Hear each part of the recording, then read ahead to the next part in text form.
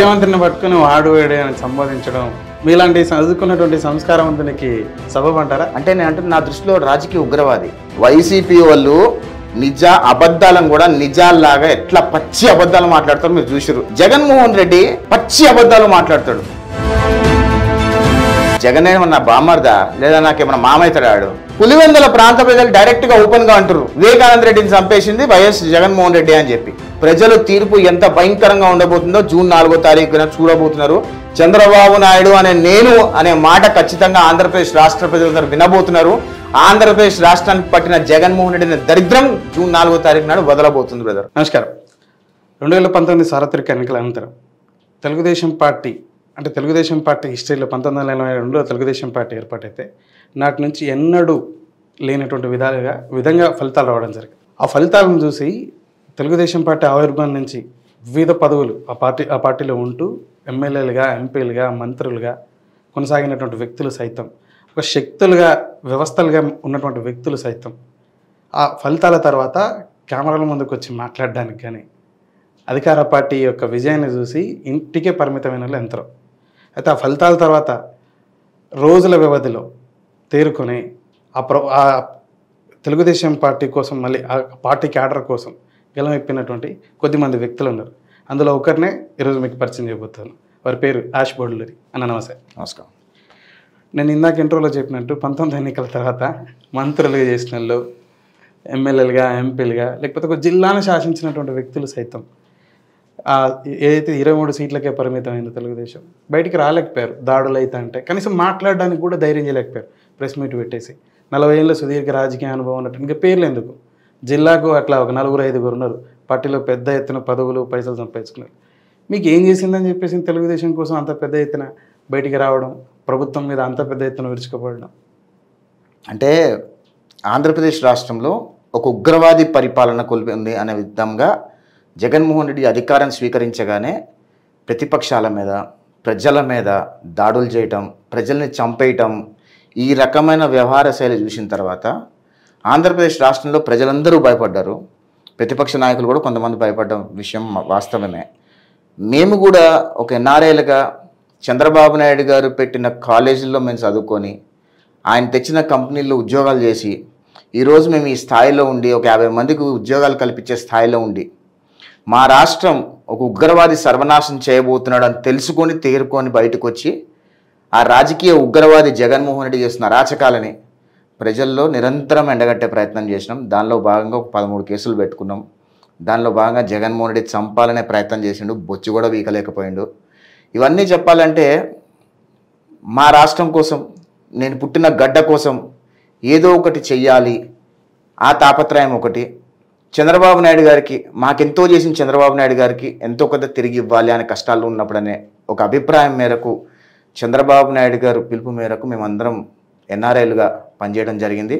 మొన్న ఓటింగ్లో కూడా మీరు చూసారు, దాదాపు 1,00,000 మంది పైగా ఎన్ఆర్ఐలు ఆంధ్రప్రదేశ్ రాష్ట్రానికి వచ్చి ఓట్లు వేసిరంటే జగన్మోహన్ రెడ్డి పతనం ఏ రేంజ్లో ఉండబోతుందో జగన్మోహన్ రెడ్డి క్యాడర్కి స్పష్టంగా అర్థమైంది.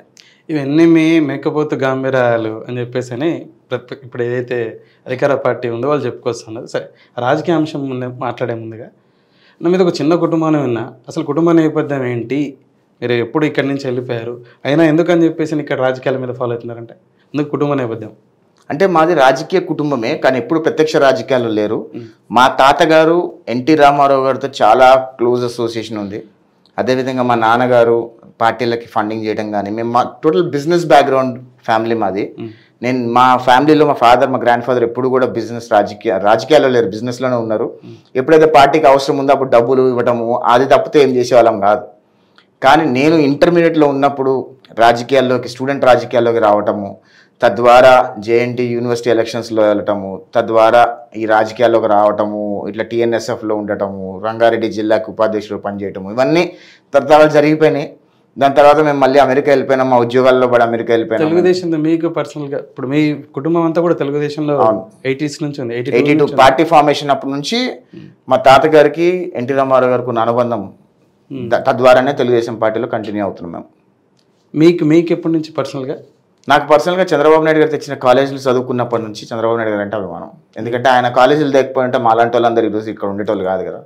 ఆయన కంపెనీలు తేకపోతే మా అలాంటి వాళ్ళందరికీ ఈరోజు ఇంత అద్భుతంగా పనిచేసుకునే వాళ్ళం కాదు, ఒక 100 మందికి 50 మందికి ఉపాధి కల్పించే వాళ్ళం కాదు.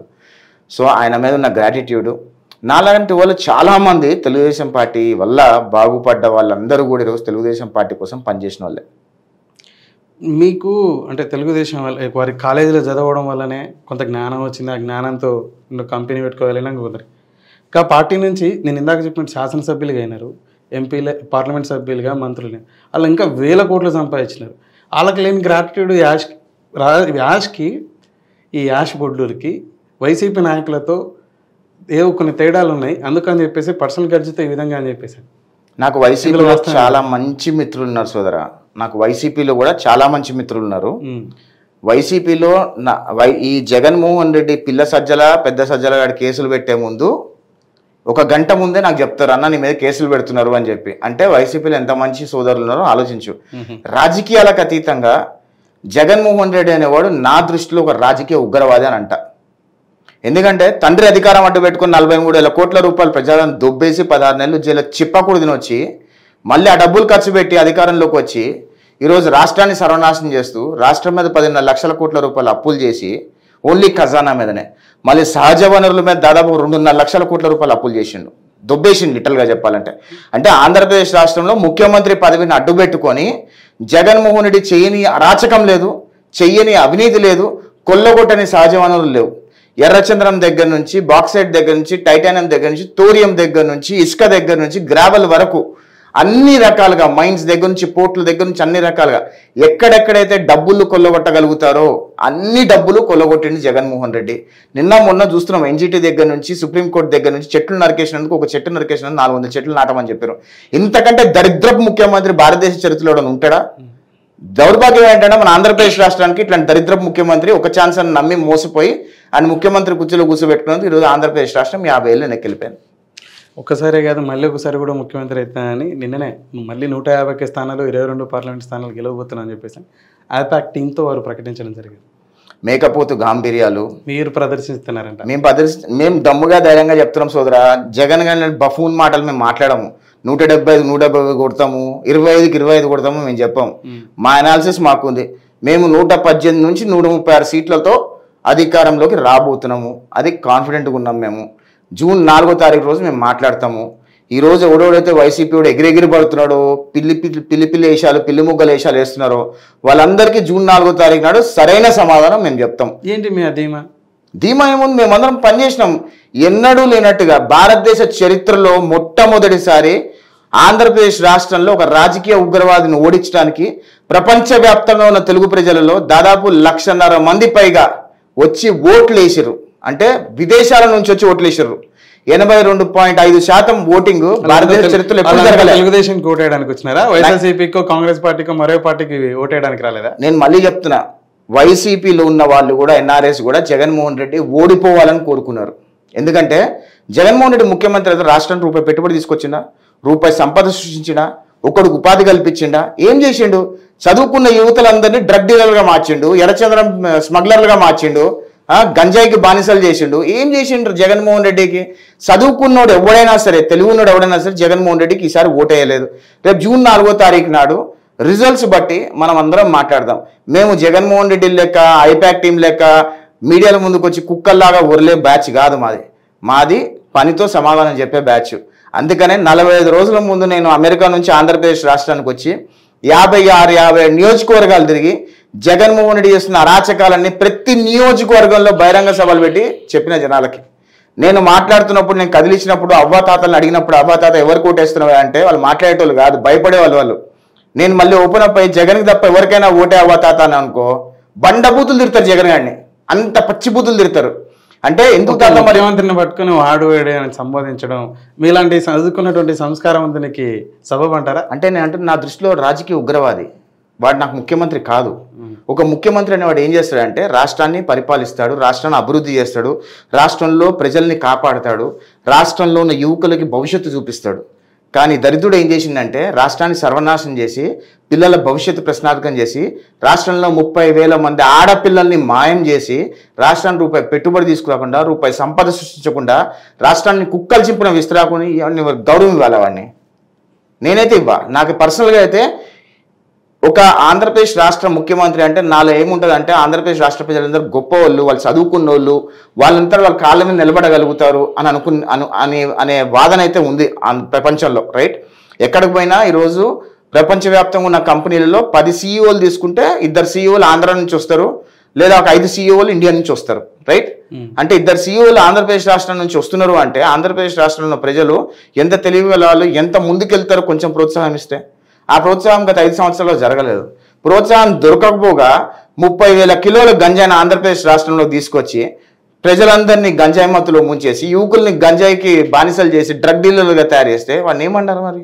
వాడు మనకి ఏమంటాము? I have no respect towards Jagan Reddy. Only cause మీ పర్సనల్ ఏం లేదు, ఆంధ్రప్రదేశ్కి జరిగినటువంటి ఆంధ్రప్రదేశ్ ప్రజలకు జరిగినటువంటి చేసినటువంటి నష్టం కారణం చెందినంటారా? జగన్ ఏమన్నా బామ్మర్దా లేదా నాకేమన్నా మామైతడాడు? నాకేం కాదు.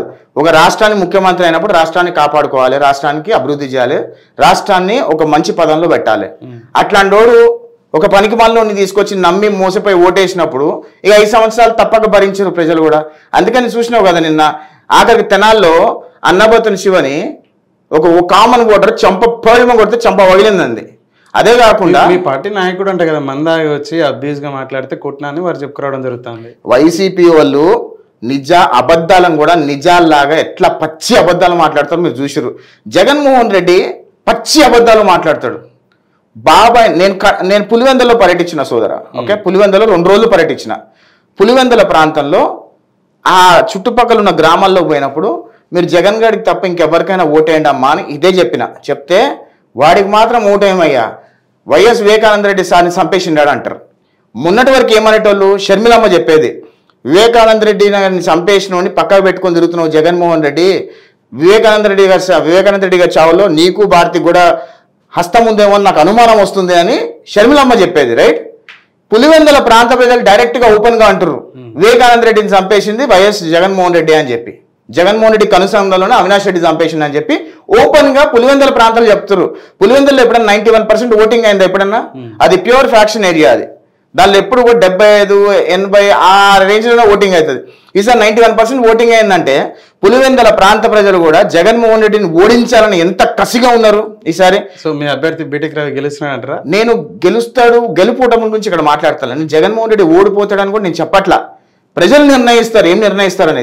కానీ జగన్మోహన్ రెడ్డికి లాస్ట్ టైం వచ్చిన మెజారిటీ కంటే భయంకరమైన మెజారిటీ తగ్గుద్ది. ఓడిపోయినా ఆశ్చర్యపోవాల్సిన అవసరం లేదు. పులివెందుల నియోజకవర్గంలో ఓడిపోయినా ఆశ్చర్యపోవాల్సిన అవసరం లేదు అంటున్నా. ఓడిపోతాడని నేను చెప్పట్లేదు, కానీ ఓడిపోయినా ఎందుకంటే నేను పులివెందులో తిరిగినప్పుడు ప్రజల వేవ్ చాలా కేటగారికల్గా క్లియర్గా ఉంది. జగన్మోహన్ రెడ్డి అనేవాడు ఆంధ్రప్రదేశ్ రాష్ట్రానికి పట్టిన దరిద్రం అని చెప్పి పులివెందుల ప్రాంత ప్రజలే వాళ్ళ నోటారా చెప్పారు. జగన్మోహన్ రెడ్డి గారు కానీ లేకపోతే వారి పార్టీ నాయకులంతా, షర్మిల గారు మీ చంద్రబాబు నాయుడు మీ తెలుగుదేశం నాయకులు రాసిచ్చే స్క్రిప్ట్ కారణం చేత ఆ విధంగా వ్యాఖ్యానిస్తూ ఉన్నారని చెప్పేసి, మరి ముఖ్యంగా వారు ఒక జాతీయ పార్టీకి రాష్ట్ర ఏదైతే పార్టీకి అధ్యక్షులుగా ఉన్నారు, వారు ఒక జిల్లాకే పరిమితం అవడం ఏంటి, వాళ్ళు పోటీ ఇచ్చిన పార్లమెంట్కి పరిమితం అవడం ఏంటి, ఇదంతా చంద్రబాబు నాయుడు స్క్రిప్ట్. కడపలో ఏదైతే వైఎస్ఆర్సీపీ కంచుకోవటం ఉందో వాళ్ళ కుటుంబాన్ని ఉందో దాన్ని ఓట్లు చెలగొట్టి మీ తెలుగుదేశం అభ్యర్థులు గెలిపించడానికి కృషి చేసింది షర్మిల అని ఇందులో ఏ మేరకు వస్తూ ఉంటారు? జగన్మోహన్ రెడ్డికి ఆ మాటకి సిగ్గుశరం ఉండాలి, కొంచెం కూడా సిగ్గుశరం లేని బతుకు జగన్మోహన్ రెడ్డి అంటా నేను. ఎందుకంటే చెప్పాలనా, జగన్ అనేవాడికి నేను వీడు ఎందుకు పిలుస్తానంటే కన్న తల్లికి రెస్పెక్ట్ చేయడు, సొంత తోడబుట్టిన చెల్లిని గౌరవించాడు. అట్లాంటి కూడా ఒక మనిషేనా? నా దృష్టి అయితే వాడు మనిషే కాదంటా నేను. ఎందుకంటానంటే ఒక తోడబుట్టిన చెల్లి ఒక చీర కట్టుకుంటే ఆ దుస్తుల మీద కూడా వాడు కామెంట్ చేస్తున్నాడు అంటే వాడు ఎంత పనికి మాలినోడు. ఆంధ్రప్రదేశ్ రాష్ట్ర ముఖ్యమంత్రి అనే పదవి పక్కకు పెట్టేసాయి, ఓకే? ఒక కన్న తల్లిని సరిగ్గా రెస్పెక్ట్ చేయని వాళ్ళు, కన్న తల్లి కూడా ఇది ఎక్కడ చంపేస్తాడు అని చెప్పి పోయి అమెరికాలో కూర్చుంది. సొంత చెల్లి కూడా ఈ దరిద్రుడి దగ్గర ఉంటే ఈడెక్కడ చంపేస్తాడు అని చెప్పి బయటకు వచ్చి ఆమె పార్టీ పెట్టుకుంది. వాళ్ళ సొంత బాబాయిని వీడే చంపేసిండు అని చెప్పి డైరెక్ట్గా వాళ్ళ కుటుంబం మొత్తం, వాళ్ళ కుటుంబంలో ఎవరున్నారు సోదరా? కనీసం విజయమ్మ బయటకు వచ్చి జగన్ రెడ్డికి ఓటేయండి అని అడిగిందా? అంటే జగన్ రెడ్డి ఎంత పనికి మాలినోడు అని చెప్పి కన్న తల్లి చెప్పింది. షర్మిలమ్మకు ఓటేయమని చెప్పి విజయమ్మ అడిగింది. అంటే దాని అర్థమైంది వాడు దరిద్రుడు, వాడికి ఓటేయద్దు, నా కూతురు మంచిది, నా కూతురుకు ఓటేయండి అని కన్న తల్లి చెప్పిందంటే ఆంధ్రప్రదేశ్ రాష్ట్ర ప్రజలు అర్థమవుతుంది కదా.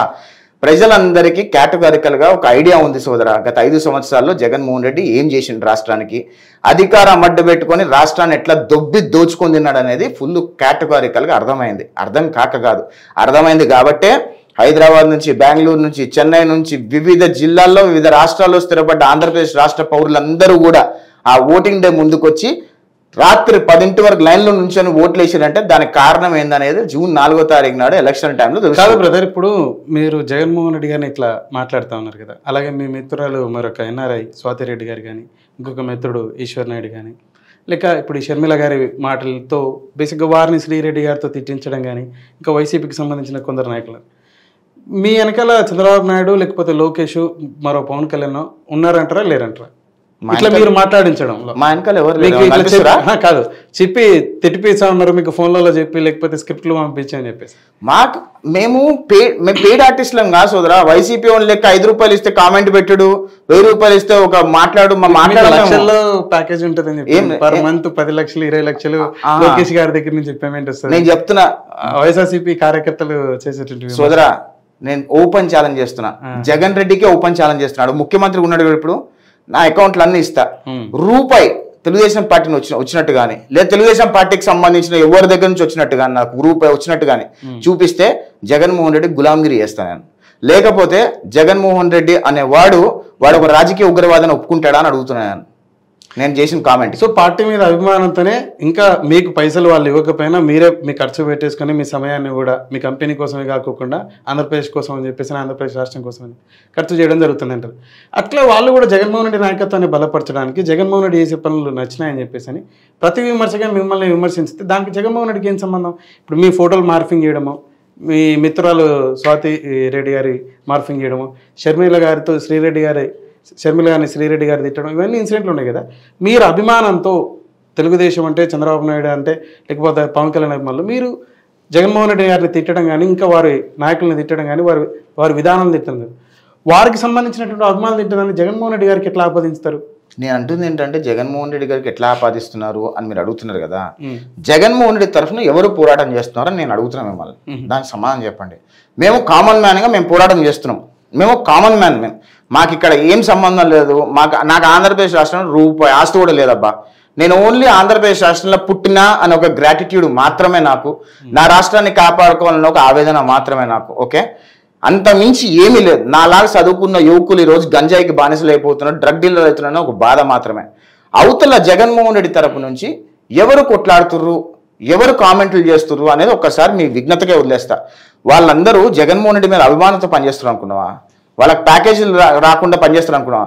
నేను ఇప్పటికీ ఓపెన్గా ఛాలెంజ్ చేస్తున్నా సోదరా, నీకు ఓపెన్గా డైరెక్ట్గా చెప్తున్నా. జగన్మోహన్ రెడ్డి ఐపాక్ టీం ద్వారానే ఎలక్షనరింగ్ చేసిండు అని చెప్పి నిన్న పొద్దున కూడా జగన్మోహన్ రెడ్డి ఐపాక్ టీం దగ్గర పోయి నువ్వు 151 కంటే ఎక్కువ గెలుస్తున్నాను అని చెప్పి మాట్లాడిండు. ఓకే, మేకపోతు గాంభీర్యం చూపించిండు. 2019లో జగన్మోహన్ రెడ్డి ఐపాక్ టీం దగ్గర పోయినప్పుడు ముఖం ఎంత కలకలలాడుతుండే, అసలుకి సీఎం అని అరుస్తుండే కదా. మరి ఇప్పుడు ఏమైనాయి అవన్నీ? ఆ ముఖం ఎందుకు ఏడుపు మొహం, ఎవడో చచ్చిపోయినాడు ముఖం లెక్క పెట్టుకొని, ఆ ఏడుపు మొహం, ఆ దేవి మొహం వేసుకొని మేము గెలుస్తున్నాము, వీఆర్ విన్నింగ్ 171 175 అంటాడు. అదే ఆ ఓటం అనేది, ఆ గెలుపు అనేది, అది ఆట చెప్తారు. ఆ గెలుపు అనేది ప్రజలు అర్థం చేసుకోలేరు అనుకుంటున్నావా? జగన్మోహన్ రెడ్డి ఓటమి ఎంత భయంకరంగా ఉండబోతుందో జూన్ 4వ తారీఖు నాడు ప్రతి ఒక్క వైసీపీ క్యాండిడేట్ చూస్తాడు.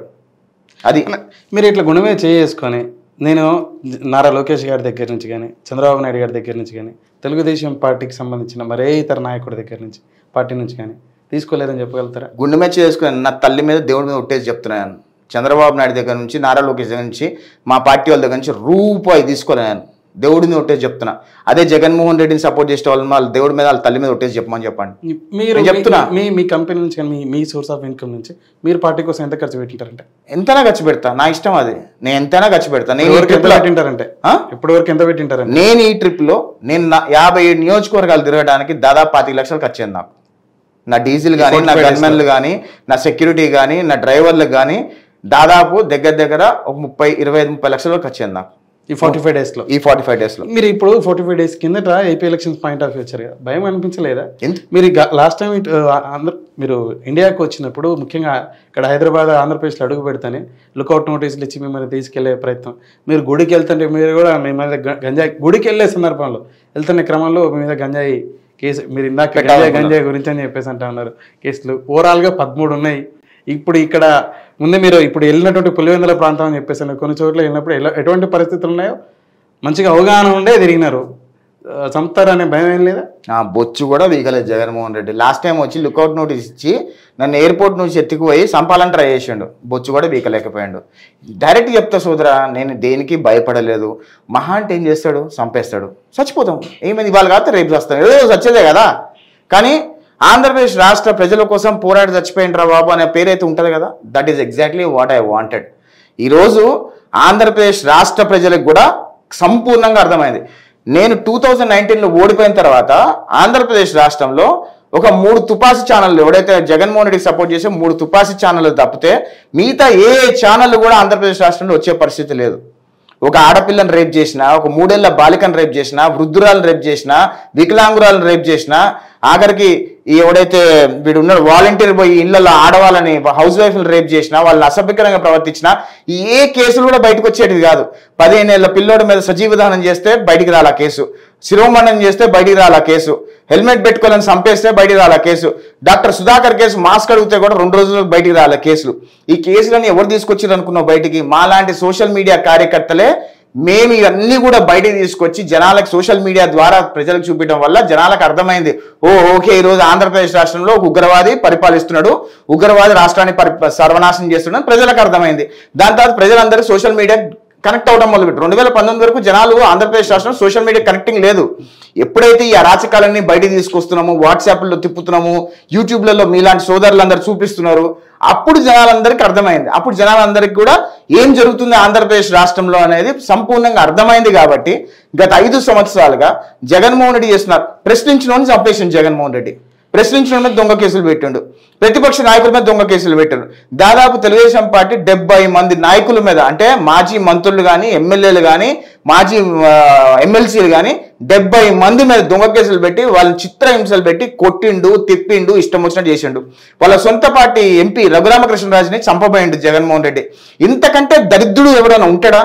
ఒక ఎంపీని, ఒక ఎమ్మెల్యేని, మాజీ ఎమ్మెల్యేని, మాజీ మంత్రుల్ని కొట్టి చంపాలనుకునే వాడిని ఏమనాలి? ఉగ్రవాదం అనకపోతే ఇంకేమనాలి చెప్పు సోదరను?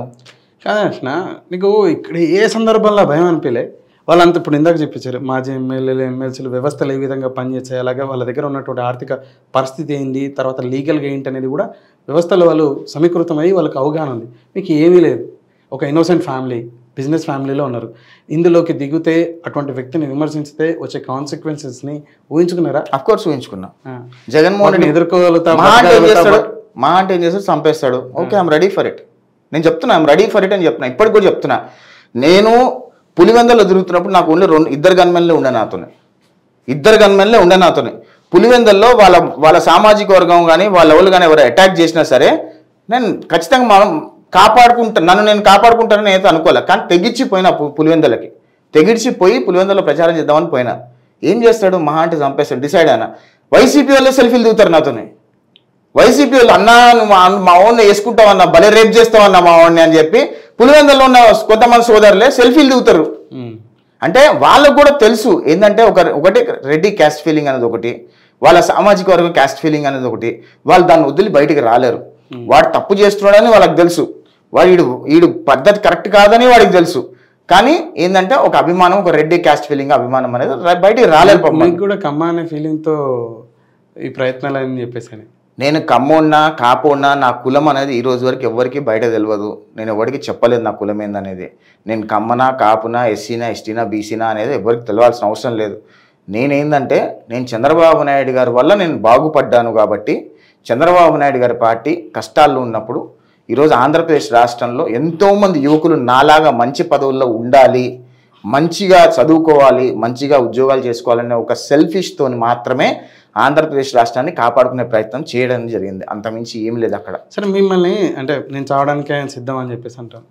మనిషి ఎక్కడో చోట ఒక వీక్నెస్ ఉంటుంది. మనం భారతదేశంలో బతికి బట్ట కడతా ఉన్నాం కాబట్టి వేరే ఎమోషనల్గా కనెక్ట్ అయి ఉంటాం. ఇంట్లో స్త్రీల దాకా వచ్చినప్పుడు అది చాలా ఇబ్బందికరంగా ఉంటుంది. ఒక మీలాగా ప్రశ్నించుతున్నటువంటి స్వాతిరెడ్డి గారిని ఏ విధంగా సోషల్ మీడియా వేదిక చూసాం మనం, అలాగే మీ భార్య గారికి సంబంధించిన కొన్ని అంశాలను కూడా చూసాం. అప్పుడైనా ఎందుకు నాకు ఇదని అనిపిలే? అంటే నేను అంటుంది ఏంటంటే, జగన్మోహన్ రెడ్డి అనేవాడు వాడి సొంత తల్లిని ట్రోల్ చేయించినోడు, చెల్లిని ట్రోల్ చేయించినోడు బయట ఆడవాళ్ళని ట్రోల్ చేస్తాడని అనుకోవటంలో నాకేం అనిపించలే పెద్దగా. ఎందుకంటే జగన్మోహన్ రెడ్డిని జన్మనిచ్చిన కన్న తల్లిని కూడా జగన్మోహన్ రెడ్డి ట్రోల్ చేయించినప్పుడు వాళ్ళ తల్లి కంటే గొప్పోళ్ళు ఎవరు లేరు, రైట్? అట్లాంటి మహా తల్లినే వాడు అంత దరిద్రంగా చేసినప్పుడు ఇంక బయట వాళ్ళు చేస్తాడని పెద్ద ఆలోచించాల్సిన అవసరం లేదు. నేను ఇప్పుడు కూడా చెప్తున్నా, రాసి పెట్టుకోండి, నన్ను, నా కుటుంబాన్ని, మా తెలుగుదేశం పార్టీ కార్యకర్తల్ని ఎవడెవడైతే ట్రోల్ చేశాడో వాళ్ళందరినీ ఇంట్లో నుంచి లాక్కొచ్చి గుడ్డలు కూడా తీసుకొట్టే బాధ్యత నేను తీసుకుంటా. ఖచ్చితంగా చేస్తాం. మా నాయకుడు నారా లోకేష్ గారు కూడా క్లియర్గా చెప్పారు, రెడ్ బుక్లు ఈ అలగానా కొడుకులు అందరి పేర్లు రాసినాం మేము. ఎవడెవడైతే అధికారులు వైసీపీ బూట్లు నాకిర్రు, ఎవడెవడైతే అధికారులు అధికార మదంతో వైసీపీకి సపోర్ట్ చేసిర్రు, ఎవరెవరైతే ఏ రకంగా తెలుగుదేశం పార్టీ నాయకుల మీద దాడులు చేశారు, కార్యకర్తలను చంపారు, కార్యకర్తల మీద దాడులు చేసిన దొంగ కేసులు పెట్టిన వాళ్ళు, వీళ్ళందరినీ కూడా ఎవరిని వదిలే ప్రసక్తి లేదు. 100కి 1000% వడ్డీతో సహా తిరిగిస్తాం వాళ్ళకి. నారా లోకేష్ గారు రోజు మీతో వాట్సాప్లో ఒక 30 minutes మాట్లాడతారని చెప్పేసి అనేది ఒకటి ఉంటుంది. ఇందులో ఏం మేరకు వస్తాం? ఎవడు పనికిమాలను ఎవడాడు చెప్పింది, ఫాల్తుగాడు, అంత సినిమా లేదు. ఆయనకి ఎన్నో పనులు ఉంటాయి, మాతో ఎందుకు మాట్లాడతాడు ఆయన? అవసరం ఉన్నప్పుడు మేము ఆయన టీంలో టచ్లోకి వెళ్తాము, మాకు అవసరం ఉన్నప్పుడు మాత్రమే. వారి టీంతో వారితో లేదా? వారితో ఉందో లేదా అనేది ప్రజలకు అవసరం లేదు, జనాలకు అవసరం లేదు. సో మాకు అవసరం ఉన్నప్పుడు మేము ఏమైనా చేయాలనుకున్నప్పుడు అది మాత్రమే మాట్లాడతాం. రెడ్ బుక్లో యాష్ గారు చెప్తే, యాష్ టీడీపీ అనే పర్సన్ చెప్తే లోకేష్ గారు ఎక్కించినటువంటి పేర్లు ఎన్ని? అవసరం లేదు, నేను చెప్పాల్సిన అవసరం లేదు. ఆయనకు అవగాహన ఉంది. పార్టీ క్యాడర్ మొత్తం పైన నుంచి కింద స్థాయి వరకు లోకేష్ గారు క్యాడర్లో ఉన్న కార్యకర్తల్ని పేరు పెట్టి పిచ్చే చనువు ఉంది లోకేష్ గారికి. నేను కనిపిస్తే ఏమో యశ్ అంటారు, నువ్వు కనిపిస్తే ఏమో నరసింహ అంటాడు. అంత చనువు లోకేష్ గారికి, అంత మెమరీ ఉంది. ఏ కార్యకర్త ఏ రకంగా ఇబ్బంది పడ్డాడు, ఏ కార్యకర్త ఎంత నష్టపోయిన అనేది లోకేష్ గారికి ఫుల్ అవగాహన ఉంది. ఖచ్చితంగా కార్యకర్తల పార్టీ, కార్యకర్తలను కాపాడుకునే పార్టీ. ఖచ్చితంగా ఈసారి నారా లోకేష్ గారు కార్యకర్తలు ఎవరెవరైతే నష్టపోయారో వాళ్ళందరికీ కూడా అండగా నిలబడతారు. అధికారంలోకి వచ్చిన తర్వాత వాళ్ళకి సముచితమైన స్థానం కల్పిస్తారు. మిమ్మల్ని, మీ కుటుంబ సభ్యుల్ని, మీ మిత్రుల్ని, ఇతర మీ సన్నిహితుల్ని ఇట్లా ఇబ్బంది పెట్టినటువంటి వ్యక్తుల పేర్లు మీ సూచన మేరకు ఎన్ని రెడ్ బుక్లు ఎక్కాయని అడుగుతాను. నేను మళ్ళీ చెప్తున్నా, మళ్ళీ నువ్వు నన్ను కన్ఫ్యూజ్ చేసి అడగాలనుకుంటున్నావు. నేను మళ్ళీ చెప్తున్నా, నా మిత్రులు, నా సోదరులు, నా సహచరులు ఎవరెవరైతే ఇబ్బంది పడ్డారో వాళ్ళందరూ కూడా లోకేష్ గారికి తెలుసు. ఖచ్చితంగా లోకేష్ గారు వాళ్ళ పేర్లు ఆ రెడ్ బుక్లో రాసుకొని ఉంటారు. నేను పేర్లు మాత్రం చెప్పా. సరే, ఇకపోతే ఒక సందర్భంలో లోకేష్ గారు కేసులు ఎక్కువ ఉంటే వాళ్ళకి పదవులు వస్తాయని చెప్పేసి అనడం జరిగింది. యాష్ గారి మీద 13 కేసులు ఉన్నాయి. యాష్ గారికి రేపు అధికారులకు మీరు భావించినట్టు అధికారులకు మీ పార్టీ వస్తారు, ఏదైతే ఎన్డీఏ కూటమి ఉంది అలయన్స్లో, ఏ పదవి ఎక్స్పెక్ట్ చేయొచ్చు అంటారు? నాకు మీరేం ఎక్స్పెక్ట్ చేస్తా అన్నారు? మీకు సంబంధించినటువంటి మిమ్మల్ని ఇష్టపడేటువంటి అభిమానులు కానీ ఏం ఎక్స్పెక్ట్ చేస్తుంటారు? నాకు పాలిటిక్స్ ఎమ్మెల్సీనా లేకపోతే మరో నామినేటెడ్ పదవి? నాకు పాలిటిక్స్ మీద అస్సలు ఆసక్తి లేదు. ఇప్పుడు ఇట్లా చెప్తారులేనా? నేను చెప్తున్నా, నేను ఏ పదవి ఈ రోజు వరకు అడగలే చంద్రబాబు నాయుడు గారిని, నా లోకేష్ గారిని అడగలేదు. వాళ్ళు ఏదైనా పదవి ఇచ్చి చెయ్యండి, ఇక్కడ మీ అవసరం ఉంది అంటే చేస్తా. కంపెనీ క్లోజ్ చేసేసుకొని అమాంతం వచ్చేస్తా చేస్తా. మా లోకేష్ గారు వచ్చి పిలిచి మీ అవసరం ఇక్కడ ఉంది, ఇక్కడ పని చేయండి అంటే తప్పకుండా చేస్తాను. దానిలో డౌటే లేదు. నాకు రాజకీయాల మీద మోజు లేదని నేనేం చెప్తలేను. నాకు ఇప్పటికైతే రాజకీయాలు చేయాలనేది ఇంట్రెస్ట్ లేదు. బాబు గారు, లోకేష్ గారు వచ్చి మీరు ఇక్కడ చేస్తే బాగుంటుంది, మీ సర్వీసెస్ ఇక్కడ కావాలంటే ఖచ్చితంగా వచ్చి పనిచేస్తాం. 2019 వరకు కూడా పెద్దగా హ్యాష్కి ఇంట్రెస్ట్ లేదు. పార్టీ ఆ విధమైనటువంటి ఓటమి చూసిన తర్వాత పార్టీ కోసం వాయిస్ ఇవ్వాలా, లేకపోతే ఆంధ్రప్రదేశ్ ప్రజల కోసం ఇవ్వాలని చెప్పేసాను. అంతే. రేపు ఒక పల్లెం ఎందుకుంటారు, ఏమనుకుంటారు? గత 5 ఏళ్ళు బీభత్సంగా ఆంధ్రప్రదేశ్ నష్టపోయి ఉంది. దీన్ని అభివృద్ధి పదం వైపు తీసుకెళ్లాలంటే, ఇండస్ట్రీ తీసుకెళ్లాలంటే, డెవలప్మెంట్ తీసుకెళ్లాలంటే వాళ్ళంతా మళ్ళీ ఇక్కడికి మా ఆవశ్యకత చాలా ఉందని. మాలాంటి ఇక్కడికి వచ్చి పనిచేయాల్సిన అవసరంలా. చంద్రబాబు నాయుడు గారు అమెరికా వచ్చినప్పుడు మాలాంటి వాళ్ళందరూ సీఈఓల దగ్గరికి వెళ్ళి ఆ సీఈఓలు అందరినీ చంద్రబాబు నాయుడు గారు తీసుకొచ్చి కలిపించి, జులైలో వస్తున్నావా, ఆగస్టు వస్తున్నావా, అక్కడ దుకాణం సరి తీసుకొని మీ పార్టీ అధికారులకు వచ్చినాయి. నేను ఏ పదవి కోరుకోవడం లేదు సోదరా.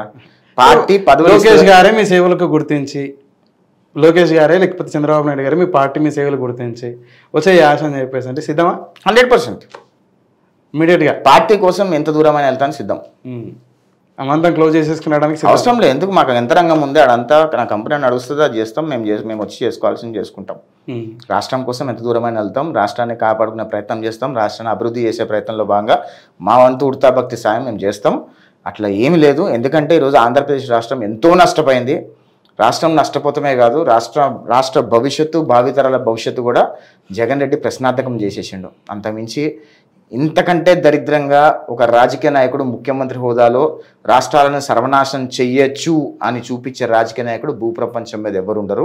జగన్మోహన్ రెడ్డి పరిపాలన మీద లండన్లో ఒక యూనివర్సిటీలో కేస్ స్టడీ కూడా జరిగింది. ఇంత దరిద్రమైన రాజకీయ నాయకులు భూప్రపంచం మీద ఉంటారా అన్న లెవెల్లో కేస్ స్టడీ జరిగింది అక్కడ. అంటే జగన్మోహన్ రెడ్డి మన ఆంధ్రప్రదేశ్ రాష్ట్రానికి, మన భారతదేశానికి కాదు, భూప్రపంచంలో ఉన్న అన్ని విదేశాలకు, అన్ని దేశాలకు కూడా ఒక అవినీతి ఆదర్శవంతుడు ఎట్లా ఉండాలనేది ఒక ఎగ్జాంపుల్గా అన్ని కంట్రీస్ చూపించారు. అంటే ఎంత దారుణమైన ఆ విధంగా పరిపాలించడానికి గల కారణం ఏదని మీరు భావిస్తారు? వారు సుదీర్ఘ రాజకీయ 9 సంవత్సరాలు ఒక పార్టీ పెట్టిన తర్వాత ప్రయాణం చేయడం జరిగింది. అంతకుముందు కూడా రాజకీయ కుటుంబం, వారికి రాజకీయాల అవగాహన లేకుండా ఏం లేదు. ఇంత తెలిసినటువంటి తను ఈ విధమైనటువంటి 5 సంవత్సరాల్లో ఎటువంటి ఖ్యాతి కాదు, ఇట్లాంటి బ్యాడ్ నేమ్ ఎందుకు తెచ్చుకోవాల్సిందని చెప్పేసి అంటే ఆంధ్రప్రదేశ్ రాష్ట్రంలో ఇప్పుడున్న పరిస్థితి అంటే ముఖ్యమంత్రి ఆయన 151 సీట్లు గెలిచిండు అంటే ఎంత అద్భుతంగా పరిపాలన చేయాలి. నేను ఫస్ట్ జగన్మోహన్ రెడ్డి 151 సీట్లు గెలిచినప్పుడు నేను ఏమనుకున్నా అంటే ఖచ్చితంగా ఈడు ఇంకోసారి కూడా గెలుస్తాడు, ఖచ్చితంగా ఏం చేయకపోయినా గెలిచిపోతాడు అనుకున్నా. కానీ దరిద్రుడికి 100 కష్టాలు వచ్చినట్టు జగన్మోహన్ రెడ్డి ఏమి చేయకపోయినా శుభ్రంగా మళ్ళీ గెలుస్తున్నాడు.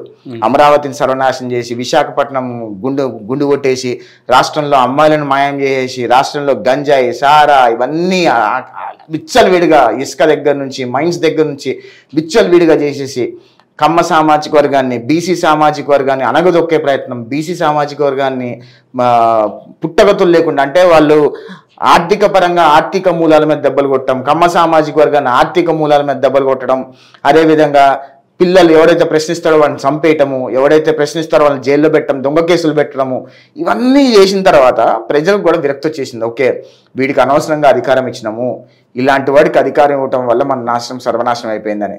అదే ఎవడైనా జగన్ ప్లేస్లో ఎంత పనికి మాలినోడైనా సరే, ఎంత రాజకీయం అవగాహన లేనోడైనా సరే, రాష్ట్రాన్ని ఏమీ చేయకపోయినా అంటే అమరావతి ఎట్లయితుందో అట్లా డెవలప్ చేసుకుంటే పెద్ద చేయాల్సిన అవసరం లేదు. తడపా సంవత్సరానికి ఒక బిల్డింగ్ రిబ్బన్ కటింగ్ చేసుకున్నా సరే మళ్ళీ అబలీలో గెలిచిపోయేటాడు. అంటే జగన్మోహన్ రెడ్డికి ఏమనిపించిందంటే చంద్రబాబు నాయుడు ఎక్కడైతే పునాదులు వేసిండో, చంద్రబాబు నాయుడు వల్ల ఎక్కడైతే డెవలప్మెంట్ జరిగిందో అవి ఏవి కనిపించకుండా సర్వనాశనం చేద్దామని ఫిక్స్ అయ్యిండు. తద్వారా ఏం జరిగిందంటే ప్రజలు నష్టపోయారు. చంద్రబాబు నాయుడు గారు నష్టపోవడం కంటే ప్రజలు ఎక్కువగా నష్టపోయారు. 36,000 ఎకరాలు ఎవడిస్తాడు? జగన్మోహన్ రెడ్డి దగ్గర ఇన్ని లక్షల కోట్ల రూపాయలు ఉన్నాయి, ఇన్ని లక్షల ఎకరాలు ఉన్నాయి కదా, ఒక 10 ఎకరాలు ఫ్రీగా ఇవ్వమని జగన్మోహన్ రెడ్డికి అంటుండే కదా. పేద ప్రజలకు సెంటు భూములు ఇస్తా, 2 సెంటు భూములు ఇస్తా అని చెప్పి పిచ్చుకుక్కలాగా మాట్లాడుతుండే కదా. వాడికి ఉన్న ఆస్తుల నుంచి పులివెందల్లో ఒక 400 ఎకరాలు ఎంతో ఉందని పులివెందల్లో, ఆ 400 ఎకరాల నుంచి ఒక 40 ఎకరాలు సామాన్య ప్రజలకు సెంటు భూమి పట్టాలు ఇవ్వమను పిల్లికి కూడా బిచ్చం పెట్టాడు జగన్మోహన్ రెడ్డి. అట్లాంటోడు ఈరోజు ముఖ్యమంత్రి అయ్యి ప్రజల సొమ్మును కొల్లగొడుతుంటే ఊరుకుంటాడు. ల్యాండ్ టైటిలింగ్ చట్టం అనేది ఒక చీకటి చట్టం తీసుకొచ్చింది, తెలుసా మీకు? ఐడియా ఉందా? ల్యాండ్ టైటిలింగ్ యాక్ట్ని క్షుణ్ణంగా పరిశోధన చేసి నేను ఒక ఆత్మీయ సమావేశంలో land titling act Jaganmohan Reddy మళ్ళీ ముఖ్యమంత్రి అయితే ఆంధ్రప్రదేశ్ రాష్ట్రంలో ఉన్న ప్రజల భూములన్నీ కూడా జగన్మోహన్ రెడ్డి ఆధీనంలో ఉంటాయి. మీ భూమి పత్రాలు ఒరిజినల్స్ అన్ని కూడా జగన్మోహన్ రెడ్డి మీద తప్పుడు ప్రచారం చేస్తున్నారు. ఇది తీసుకొచ్చింది బీజేపీ అయితే దీన్ని జగన్మోహన్ రెడ్డికి ఎట్లా ఆపాదిస్తారని చెప్పేసి అంటే వినేటోడు ఉంటే ఎన్నైనా చెప్తాడు. జగన్మోహన్ రెడ్డి ఇందాక చెప్పినా కదా, అన్ని పచ్చి అబద్ధాలు బలంగా నిజాల్లాగా మాట్లాడే అంత టాలెంట్ జగన్మోహన్ రెడ్డికి ఉంది. నేను మళ్ళీ చెప్తున్నా, ల్యాండ్ టైటిలింగ్ యాక్ట్ చట్టము కేంద్రంలో చట్టం కాకముందే 5 నెలల ముందు ఆంధ్రప్రదేశ్ రాష్ట్రంలో చట్టం అయింది. మేము అది డేట్స్తో సహా స్పీకర్ కూడా డైరెక్ట్గా ఆంధ్రప్రదేశ్ రాష్ట్ర అసెంబ్లీలో land titling act bill is passed, who ever is I save it bill is passed అని అన్నాడు ఆయన. అంటే 5 నెలలకు ముందు కేంద్రంలో 5 నెలల ముందు చట్టం కానీ చట్టము ఆంధ్రప్రదేశ్ రాష్ట్రంలో 5 నెలల ముందు చట్టం అయితే ఈరోజు ప్రజల్ని మేము మభ్యపెడుతున్నాం అంటుండా. వాస్తవాలతో సహా మేము ఫిగర్స్తో సహా వీడియోలతో సహా చూపించినాం మేము ప్రజలకి. ప్రజలు నమ్మిరు కదా, తీర్పు రాబోతుంది కదా, ఇంకొక 20 రోజులు వెయిట్ చేయండి, తీర్పు వస్తుంది. మేము చెప్పింది అబద్ధమో నిజమో ప్రజలు నిర్ణయిస్తారు. రేపు మీరు అలయన్స్తో వచ్చా ఉన్నారు, సెంట్రల్ గవర్నమెంట్ కూడా దాని మీద కూడా స్టిక్ అయి ఉంటుంది. మరి దీన్ని మీరు అమలు పరచారా? చంద్రబాబు నాయుడు గారు ముఖ్యమంత్రి అయిన తర్వాత మొట్టమొదటి నెలలోనే జగన్మోహన్ రెడ్డి తెచ్చిన చీకటి చట్టం ల్యాండ్ టైటిలింగ్ యాక్ట్ని రద్దు చేస్తారు. అది ఆయన హామీ ఇచ్చారు, చేస్తారు 100%గా. ఎక్కడ కూడా అసలు నేను ఒక విషయం చెప్తా, నేను కొనుక్కున్న భూమి మీద జగన్మోహన్ రెడ్డి గారి మొహం ఏంటి నాకు అర్థం కాదు. నాకు తండ్రి తరతరాలకు వచ్చిన ఆస్తి మీద వాడి మొహం ఏంటో నాకు అర్థం కాదు. రాజముద్ర ఉంటే నేను ఒప్పుకుంటా. ఆ దరిద్ర కొట్టు మొహం పొద్దున్న చేసుకున్నా, ఆ దరిద్ర కొట్టు మొహం నేను చూడాలా, వాడి మొహం నేను చూడాలనా? నా భూమి పత్రం మీద వాడి మొహం ఎందుకు వేయాలని అడుగుతున్నా. నేను డబ్బులు పెట్టి కొనుక్కున్న భూమి, వాడు ఇచ్చిన భూమి, మన ఫ్రీగా ఇచ్చిన భూమి, నా భూమి దగ్గర ఉన్న బౌండరీస్ మీద ఆ దరిద్రుడు మొహం ఏంది నాకు అర్థం కాదు. ఇది ఎవ్వడు, నేనే కాదు, రాష్ట్రంలో ఎవ్వడు ఒప్పుకోడు. నువ్వు ఒప్పుకుంటావా? నీ భూమి మీద నేను నా ఫోటో వేస్తే ఒప్పుకుంటావా? నువ్వు ఎందుకు ఒప్పుకోవాలి? నేను కష్టపడి సంపాదించిన భూమి మీద. అట్లా ఎంత నీచంగా పరిపాలన చేసిందంటే ఏదో పెద్ద రాజు అయినట్టు మొత్తం రాజ్యం మొత్తం వాడి కిందనే బతకాలన్నట్టు ఇంత నీచంగా పరిపాలించాడు. అందుకనే I have zero respect towards Jagan Reddy అని అదే చెప్తా. ఎందుకంటే ఒక మనిషిగా ఒక మానవత్వం వ్యక్తిగా రాష్ట్రాన్ని పరిపాలించుంటే గౌరవం ఉండేది. అంతేగాని ప్రశ్నించిన నల్లా చంపేస్తా, మాట్లాడితే చంపేస్తా, మాట్లాడితే దొంగ కేసులు పెడతా, ప్రతిపక్ష నాయకులను అన్ని చేస్తా, కులాల వారీగా చంపేస్తా, ఆర్థిక మూలాల మీద దెబ్బలు కొడతా అంటే ఊరుకుంటాడు. ఎవ్వరు ఊరుకోరు. ఒక రోజు ఏదో ఈ రోజు అట్లా ఉంది, కానీ మరుసటి రోజు ఖచ్చితంగా ఏదో రోజు దేవుడు అనేవాడు ఉంటాడు, సృష్టి అనేది ఉంది. ఖచ్చితంగా వాడి తండ్రికి ముక్కలు కూడా దొరకలేదు. ఎవరు ముక్కలు పూడ్చిపెట్టారో కూడా తెలియదు. రేపు ఇంతకంటే దరిద్రమైన సాగు వస్తుంది ఆయనకి. ఎందుకంటే ఎంత మందిని ఉసురు పోసుకున్నాడు జగన్మోహన్ రెడ్డి. రైతులు ఉసురు పోసుకున్నారు. ఆంధ్రప్రదేశ్లో రోజుకి 2-3 రైతులు చచ్చిపోయారు జగన్మోహన్ రెడ్డి పరిపాలనలో. అంటే ఎంతమంది రైతులు ఉసురులు పోసుకున్నారు.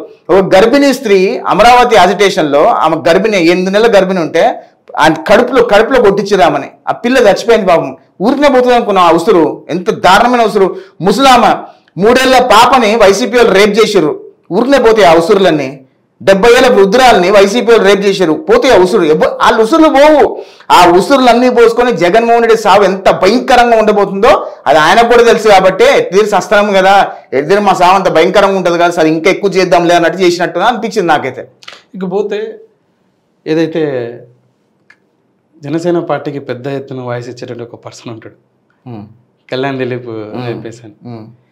వీరిని అంటే నిన్న ఎన్నికలకి ఒక 10 రోజుల ముందో 1 నెల ముందో చాలామంది ఇతను వైసీపీకి ఓట్ అని చెప్పేసి అని జనసేన కార్యకర్తలు కానీ మీ తెలుగుదేశం పార్టీ నాయకులు కానీ కొందరు చెప్పుకురావడం జరిగింది. కళ్యాణ్ దిలీప్ అనే వ్యక్తి వైఎస్ఆర్సీపీ చెందిన పర్సన్, వారు అంటే పేటీఎం కార్యకర్త అని చెప్పేసి అని మీరు 2 సంవత్సరాల కిందటనే చెప్పారు. ఎలా అంటే ఇప్పుడు ఒక విషయం అండి, ఎట్లుంటుందంటే రాజకీయాలు ఎట్లుంటుందంటే వీళ్ళు వైసీపీ వాళ్ళు 10 మందిని ఐడెంటిఫై చేస్తారు. వీళ్ళు ఇన్ఫ్లుయెన్స్ చేయగలుగుతారు అని 10 మందిని ఐడెంటిఫై చేస్తారు. ఆ 10 మందిని ఎలక్షన్ల వరకు ఆ పార్టీతోనే మాట్లాడిస్తూ ఉంటారు అనమాట. ఇప్పుడు ప్రొఫెసర్ నాగేశ్వరరావు ఉన్నాడు. ప్రొఫెసర్ నాగేశ్వరరావు అనే వ్యక్తి ఆయన వయసుకి గౌరవం ఇవ్వాలనుకున్నా సరే ఆయన మాట్లాడే మాటలు ఎట్లుంటాయంటే ఆంధ్రప్రదేశ్ రాష్ట్ర పెద్ద వ్యతిరేకి ప్రొఫెసర్ నాగేశ్వరరావు. జగన్మోహన్ రెడ్డిని ఆయన సపోర్ట్ చేస్తాడు. ఆయన అనలిస్ట్ కదా, ఆయన అనలిస్ట్ ఏం చేయాలి, న్యూట్రల్గా అక్కడ ఇక్కడ చెప్పాలి. ఎప్పుడు చూడు చంద్రబాబు నాయుడికి నెగిటివ్గా చెప్తాడు, జగన్మోహన్ రెడ్డికి అనుకూలంగా చెప్తాడు.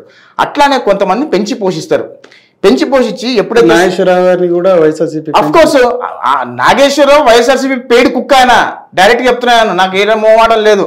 జగన్ రెడ్డి పెడిగ్రీ వేస్తే మీకు వ్యతిరేకంగా చెప్పినటువంటి నాగేశ్వరరావు గారు, తెలకపల్లి రవి గారు, తెలకపల్లి రవి గురించి అసలు మాట్లాడదు. ఆ తెలకపల్లి రవి అన్నాడు పనికి వాళ్ళు. నేను చెప్తా తెలకపల్లి రవికి నెలకు ఎంత వెళ్తుందో, వైసీపీ ఎవడో ఫండింగ్ చేస్తారో నేను చెప్తా, లెక్కలతో సహా చెప్తా. తెలకపల్లి రవి గురించి అసలు మాట్లాడదు.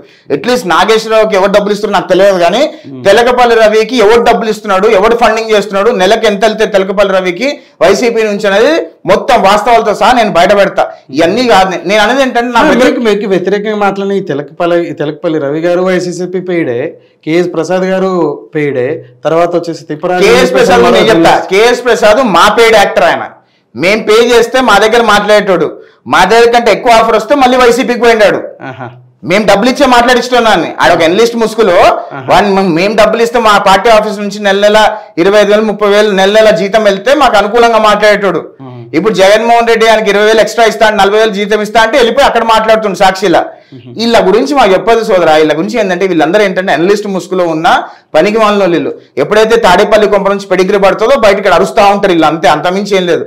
నేను అంటుంది ఏంటంటే ఇక్కడ ఎనలిస్టులు అనేవాళ్ళు ఎప్పుడైనా సరే నికార్స్గా ఉండి వాళ్ళ ఎనలిజం అనేది ప్రపంచానికి చాటి చెప్పే ప్రయత్నం చేయాలి. అంతేగాని జగన్మోహన్ రెడ్డి ఆడపిల్లని రేప్ చేసినా సరే అది కరెక్ట్ అంటాడు ప్రొఫెసర్ నాగేశ్వరరావు గారు. తెలకపల్లి రవి గారు ఏమంటాడు, వృద్ధురాలు రేప్ చేశారంటే రేపు మాపో చచ్చిపోయాము కదా ఆయన కరెక్టే అని అంటాడు. ఇంత దరిద్రులు వీళ్ళు ఎనలిస్టులా, వీళ్ళు ఎనలిస్టులా. అక్కడ జరుగుతున్న అన్యాయాన్ని అన్యాయం అని చెప్పాలి కదా.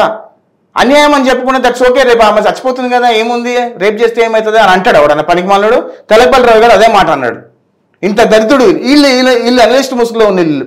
ఇదంతా ఏంటంటే ఒక మాఫియా లాగా సెట్ చేసుకుంటారా, సెట్ చేసుకొని ఎలక్షన్ల ముందు వరకు వీళ్ళతో పూడిస్తారు, మాట్లాడిస్తారు. మొత్తం వీళ్ళకి ఏంటంటే వైసీపీ వాళ్ళ స్టాండ్లో ఉండి తెలుగుదేశం పార్టీ తరఫున జనసేన పార్టీ తరఫున మాట్లాడతారు. వీళ్ళు ఏంటంటే వాక్చాతుర్యం ఉంటుంది కదా, జనసేన పార్టీ ఫాలోవర్స్ అవుతారు, తెలుగుదేశం పార్టీ ఫాలోవర్స్ అవుతారు. సడన్గా ప్లేట్ బిరాయిస్తారు. ప్లేట్ బిరాయించగానే ఏమనుకుంటారు, తెలుగుదేశం పార్టీ వాడు జనసేన పార్టీ వాడు ఆలోచిస్తాడు, అరే ఏంద్రా వీడు పవన్ అన్నకి ఇంత మంచి ఫ్యాన్ కదా, చంద్రబాబు నాయుడుకి ఇంత మంచి ఫ్యాన్ కదా, ఇంత అద్భుతంగా మాట్లాడింది కదా 4 సంవత్సరాలు, సడన్గా ఎందుకు ప్లేటు బరాయించిండు అని చెప్పి ఆలోచన మొదలు పెడతారు. అదే క్యాప్చర్ చేసుకొని పదే పదే చెప్తూ ఉంటాడు. తెలుగు అర్థమైన వాళ్ళు అర్థం చేసుకుంటారు, అర్థం కాని వాళ్ళు కొంతమంది ట్రాప్లో పడిపోతారు. అది జరిగేది.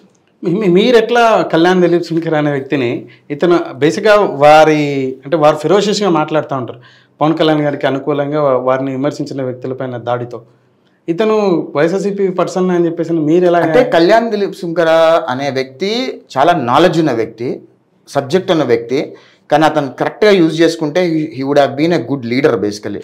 ఎందుకంటే ఆ అబ్బాయికి శాంటిటీ ఉండదు, ఒక నిలకడ ఉండదు. పవన్ కళ్యాణ్ ఒకసారి తిడతాడు, కాపు సామాజిక వర్గాన్ని తిడతాడు. నేను అంటుంది ఏంటంటే అన్నిట్లో కూడా ప్రాబ్లమ్స్ అనేవి ఉంటాయి, బట్ కొన్ని చెవులో చెప్పాలి, కొన్ని ఓపెన్గా చెప్పాలి. నువ్వు అన్నీ ఓపెన్గా చెప్పి నేను పెద్ద తోపు తురుముకాను అనుకుంటే అది వర్కౌట్ కాదు కదా. పవన్ కళ్యాణ్ని క్వశ్చన్ చేసి అంత తోపు కడాడు. మళ్ళీ నేను ఏంటంటే నేను మళ్ళీ కళ్యాణ్ శంకర్ దిలీప్ని నేను కామెంట్ చేయదలుచుకోవాలి. ఎందుకు కామెంట్ చేయదలుచుకోవాలి అంటే I have some respect for him. ఎందుకంటే ఆ అబ్బాయి మొన్న ఒక 5 years 6 years బ్యాక్ ముందు కొన్ని ఫోటోలు చూసిన, పిక్ పాకెటర్ గానో ఏదో దొంగతనం చేసి పట్టుడు పోయిండో ఏదో చూసిన. దాని తర్వాత మళ్ళీ ఆయన అవన్నీ బయటకు వచ్చేసి ఇప్పుడు లాయర్గా ఎమర్జ్ అయ్యండి. ఆయన లాయర్గా ఎమర్జ్ అయ్యి కొంతమంది నాకు తెలిసిన కొంతమంది వాళ్ళు కూడా సినిమా యాక్టర్లకు బెయిల్ ఇప్పించడం ఏమైనా చేస్తున్నాడు. కొంచెం మంచి హోదాలో ఉన్నాడు. ఆయన గౌరవించాలని అనుకుంటా. కానీ నేను అనుకోవడం ఏంటంటే గౌరవించి ఆయన లాయర్గా ఉండి కూడా ఏది నీతి ఏది నిజాయితీ ఆయనకు తెలిసి కూడా కొంతమంది అటు సైడ్ వెళ్ళిపోయి పవన్ కళ్యాణ్ సపోర్ట్ చేయకుండా పవన్ కళ్యాణ్ తిట్టేంత స్థాయి వాళ్ళది కాదు కదా. నేను అదే అంటున్నాను, నువ్వు విమర్శిస్తే ఇది ఇందుకు నేను తిడుతున్నాను, ఇందుకు నేను అంటున్నాను అంటే బాగుంటుంది. ఆడి పేరేంది ముద్రగడ పద్మనాభం గారు వెళ్ళి జగన్మోహన్ రెడ్డి సంఖలో కూర్చొని పవన్ కళ్యాణ్ పిఠాపురంలో ఓడిపోతే నేను ముద్రగడ పద్మనాభం రెడ్డిలా పేరు మార్చుకుంటానంటే ఆఖరికి ఆయన కూతురు కూడా తిట్టింది కదా, వాళ్ళు మనిషిమైనారా, నా తండ్రి అని చేయందుకు నేను సిగ్గుపడుతున్నాను. తిట్టించినంట కుటుంబంలో కళ్ళహాలు పెట్టించాడంట. ఇది మరీ బాగుంది. రాజశేఖర రెడ్డి కుటుంబంలో చంద్రబాబు నాయుడు వెళ్ళి షర్మిలతో తిట్టిస్తాడు, ముద్రగడ పద్మనాభం కుటుంబంలో పవన్ వెళ్ళి పవన్ కూతురు తిట్టిస్తాడు. సిగ్గుండాలి కొంచెం, మాట్లాడడానికైనా వాళ్ళకైనా సిగ్గుండాలి, మీరు ప్రస్తావించడానికి మీకైనా కొంచెం ఉండాలి. వాళ్ళు ఎడిదిరిగి సిగ్గులేని వాళ్ళు వాళ్ళు చెప్తారు, వాళ్ళని తీసుకొచ్చి మీరు మమ్మల్ని అడుగుతాం మంచిది కాదు కదా. ప్రస్తావించడం అంటే వారి వ్యాఖ్యలు మీ ముందర ఉంచడం జరుగుతుంది కదా. అదే అంటున్నా, కొంచెం అంటే అది నిజమైతే ప్రస్తావిస్తే అడగచ్చు. జగన్మోహన్ రెడ్డి బతుకు గురించి మీకు తెలుసు, ముద్రగడ పద్మనాభం బతుకు గురించి తెలుసు కదా. కనీసం రోడ్డు మీద నుంచి ఉంటే డిపాజిట్లు కూడా రావడానికి 100 కంటే తక్కువ ఓట్లు వస్తాయి. వాడు ఏదో కాపు సామాజిక వర్గాన్ని ఏదో ఉద్ధరిస్తానంటాడు. కాపు సామాజిక వర్గానికి చీడ పొరుగు ముద్రగడ పద్మనాభం. సింగిల్ కామెంట్ చేయ బ్రదర్. ఇప్పుడు ఏదైతే కళ్యాణ్ దిలీప్ శంకర్ ఉన్నాడో వైఎస్ఆర్సీపీ నుంచి డబ్బులు ఇవ్వడంతో అలా మాట్లాడాడు అంటారు, లేకపోతే భేదాభిప్రాయంతో మాట్లాడాడు? భేదాభిప్రాయాలు ఉంటాయని అనుకుంటున్నాను. మేబీ ఆయన ఏమైనా అడుగుంటాడు, దాని పదవి అడుగుంటాడు, ఇవ్వకపోయి ఉండొచ్చు.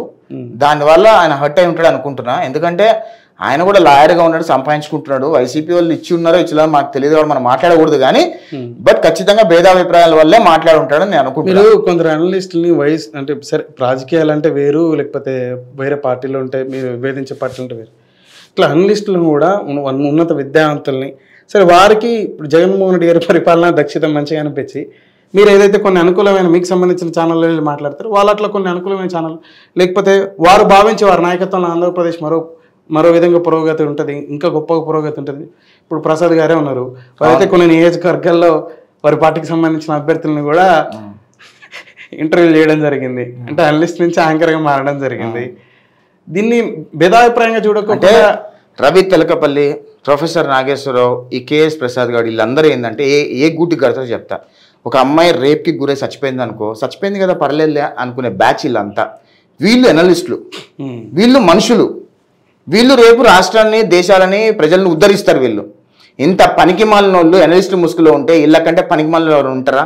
ఒక 70 ఏళ్ళ వృద్ధురాలు చనిపోయింది, వైసీపీ రేప్ చేసి చంపేసినంటే తెలకపల్లి రావు గారు అంటాడు ఆమె ఎట్లా ముస్లాం అయిపోయింది కదా చచ్చిపోయి ఉంటుందిలే అని అంటాడు. వీళ్ళు అనలిస్టులా వీళ్ళంతా. ప్రొఫెసర్ నాగేశ్వర్ ఏం చెప్తాడు తెలుసా? ఆయన చెప్పిన మాటనే ఆయన చెప్తాడు, తెలంగాణలో ఒక న్యాయం చెప్తాడు, ఆంధ్రలో ఒక న్యాయం చెప్తాడు. సేమ్ టాపిక్ మళ్ళీ ఆంధ్రలో ఎంత ఒక న్యాయం చెప్తాడు, తెలంగాణలో ఒక న్యాయం ఎంత చెప్తాడు. మనుషులందరూ ఒకటే కదా. నేను అదే అంట, ఎందుకంటే ఎనలిస్ట్ ముసుగులలో వీళ్ళు పెడిగ్రీలు తీసుకొని పనిచేస్తూ తాడేపల్లి కొంప నుంచి ఇక్కడ పెడిగ్రీ పడగానే మీడియాలోకి వచ్చి కుక్కలా ఉరుగుతారు వీళ్ళంతా. ఇది వాళ్ళ బ్యాచ్. సో వీళ్ళ గురించి మనం ఎంత తక్కువ మాట్లాడడం అంత మంచి, వాళ్ళ గురించి ఎక్కువ మాట్లాడడం మళ్ళీ వాళ్ళకి హైప్ ఇవ్వడం నాకు ఇష్టం లేదు. ఇకపోతే మాసానికి సంబంధించినటువంటి రాజేశ్వరుడు మీ పార్టీ కోసం పెద్ద ఎత్తున వాయిస్ ఇచ్చాడు మొన్నటి వరకు. అమాంతం మళ్ళీ పవన్ కళ్యాణ్ గారిని ఓడించాలని చెప్పేసి అన్నాడు. వీరి ఉదాంతం చూసినప్పుడు మీ అభిప్రాయం ఏంటి? మహాసేన రాజేష్కి నిలకడ లేదంట నేను. ఆ అబ్బాయి మహాసేన రాజేష్ తెలివిలోడు, మంచి సబ్జెక్ట్ ఉంది, క్యాండిడేట్, కానీ నోటి దూల ఎక్కువ ఉంటుంది. కులాలను తిడతాడు, హిందువులను తిడతాడు, వివిధ వర్గాలను తిడతాడు, భేదాభిప్రాయం వస్తే ఎంత దూరమైన తిడతాడు.